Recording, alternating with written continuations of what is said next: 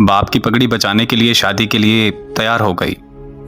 निकाह का दिन था। लड़की ने अपने उस लड़के को कॉल की जिससे वो मोहब्बत करती थी और उसे कहा कि शादी में ज़रूर आना। तो लड़के ने मना कर दिया। लड़की के बहुत ज़्यादा इसरार करने पर वो लड़का मान गया। जब निकाह का दिन था और निकाह का वक्त हुआ तो वो लड़का लड़की के सामने खड़ा था। वो लड़का उस लड़की की दी हुई अंगूठी पहन कर आया था जो कभी उस लड़की ने उस लड़के को दी थी। मौलवी साहब ने पहला कबूल है कहने को कहा। लड़की कांपती हुई आवाज़ में बोली, कबूल है। लड़की ने फौरन लड़के की तरफ देखा और वो गर्दन झुकाए उस लड़की के सामने खड़ा था। मौलवी साहब ने दूसरा कबूल है कहने को कहा तो लड़के ने अंगूठी उतार दी।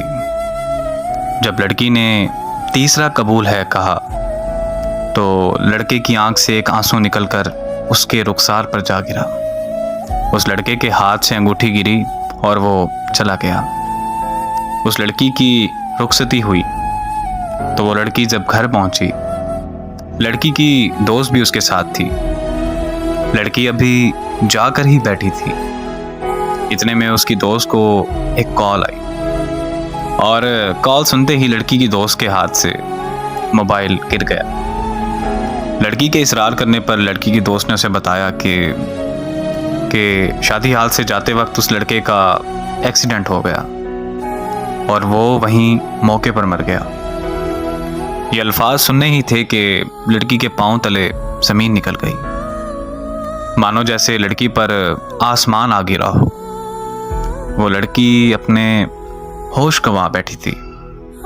अचानक लड़की को फूट फूट कर रोते हुए याद आया कि उस लड़के ने उस लड़की से कहा था कि अगर तो मैं तुम्हारे निकाह पर आया तो मैं मर जाऊंगा, और लड़की के इसरार करने पर ही वो आया था। लड़की और फूट फूट कर रोने लगी कि मेरे कहने पर वो आया था।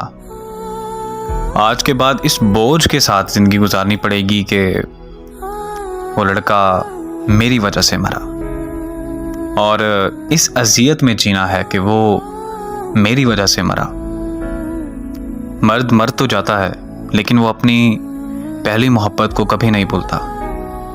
मानो कि उसकी पहली मोहब्बत ही उसके लिए पूरा कुल जहान होती है, और मर्द जिससे सच्ची मोहब्बत करता है तो उसका कब्र तक साथ निभाता है।